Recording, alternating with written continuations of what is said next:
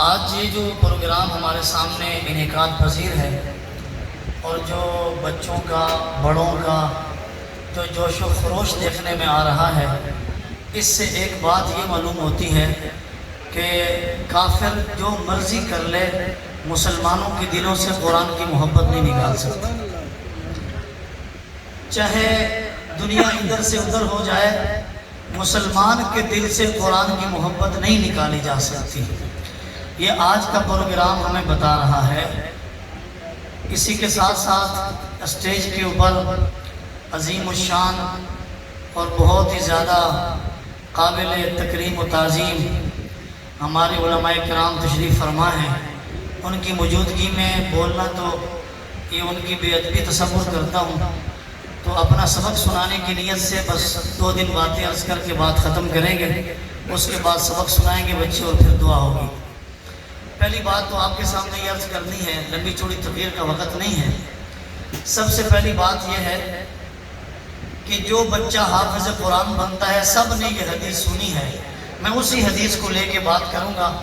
سب مسلمانوں نے یہ حدیث سنی ہے کہ جب بچہ حافظ قرآن بنتا ہے تو قیامت کے دن اس کے والدین کے سر پر سونے کا تاج پہنایا جائے گا، جس کی روشنی چاند اور سورج سے بھی زیادہ ہوگی۔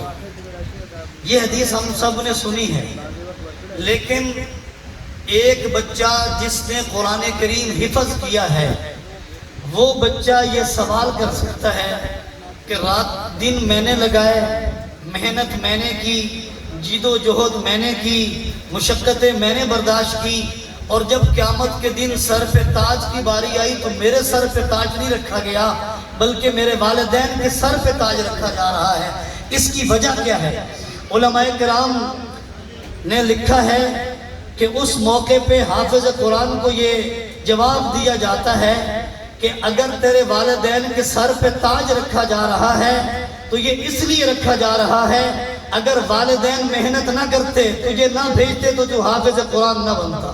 ایک بات۔ دوسری بات یہ ہے کہ والدین کے سر پہ تو تاج رکھا جا رہا ہے، والدین کے سر پہ تو تاج رکھا جا رہا ہے۔ اب والدین بھی تو اعتراض کر سکتے ہیں، جب بچہ حافظ قرآن بنتا ہے، حافظ قرآن بننے کے بعد جلسہ کیا جاتا ہے اور جلسے کے اندر بچے کے سر پہ پگڑی باندھ کے اس کی دستار بندی کی جاتی ہے، تو والدین سوال کر سکتے ہیں کہ جس وقت بچے کو خرچے کی ضرورت تھی تو خرچہ ہم نے دیا، جب بچے کے لیے محنت کی ضرورت تھی تو محنت ہم نے کی، اسی طریقے سے بچے کو ہم نے کسی جاب میں کسی کاروبار میں نہیں لگایا بلکہ اس کو قرآن کی حفظ کے لیے چھوڑ دیا۔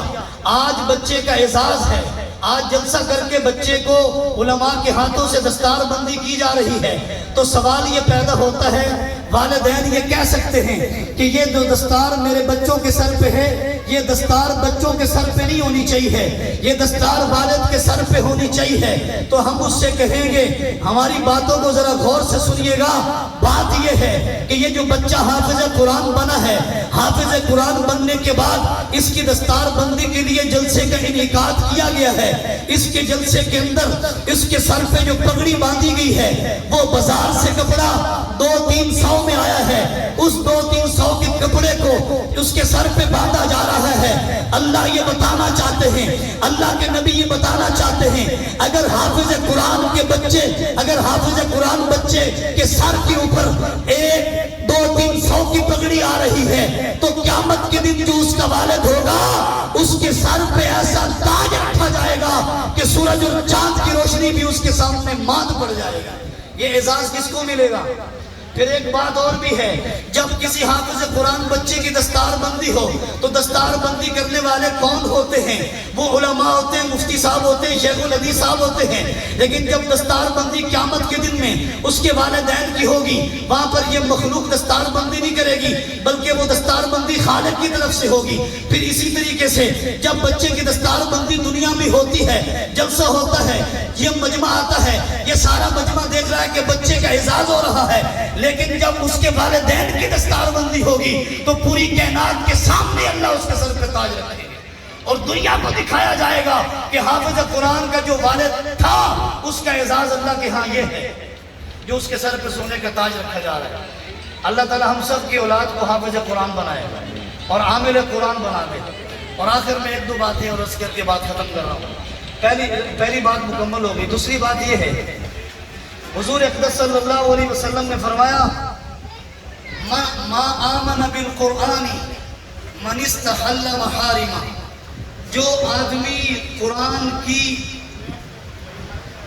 کی حرام کردہ چیزوں کو حلال سمجھتا ہے، اس کا قرآن پر ایمان نہیں ہے۔ علماء کرام یہ حدیث بیان کرتے ہوئے نصیحت کرتے ہیں قرآن کریم کی حفظ کرنے والوں کو، اگر قرآن مجید کی حفظ کرنے کے بعد قرآن مجید پر عمل نہ کیا تو سمجھو کہ دل سے قرآن پہ ایمان نہیں ہے۔ قرآن پہ ایمان دل سے تب بنے گا جس وقت کے قرآن مجید پہ عمل بھی ہوگا۔ اگر قرآن مجید پہ عمل نہیں ہے تو پھر کیا فائدہ؟ یہ اس کی مثال اسی طریقے سے ہے جیسے کہ گدھے پہ کتابیں لاد دی جائیں تو گدھے کو کتابوں کا فائدہ نہیں ہوتا۔ اگر ایک آدمی عالم بن جائے اور عالم بننے کے بعد عمل نہ کرے تو اس کی علم کا کوئی فائدہ نہیں ہوتا۔ قرآن کو پڑھیں گے، قرآن کو سینوں میں اتاریں گے، قرآن کی تفسیر کا علم حاصل کریں گے، قرآن مجید کی تفسیر کا علم حاصل کرنے کے بعد اس کے اوپر عمل کریں گے اور اخلاص کے ساتھ عمل کریں گے۔ اور مبارکباد کے لائق ہیں وہ والدین جن کے بچوں نے آج قرآن مجید حفظ کیا۔ اور آج یہ سارا مجمع اس بات کی گواہی دیتا ہے کہ لوگ یہ کہتے ہیں کہ غریبوں کے بچے قرآن مجید پڑھتے ہیں، غریبوں کے بچے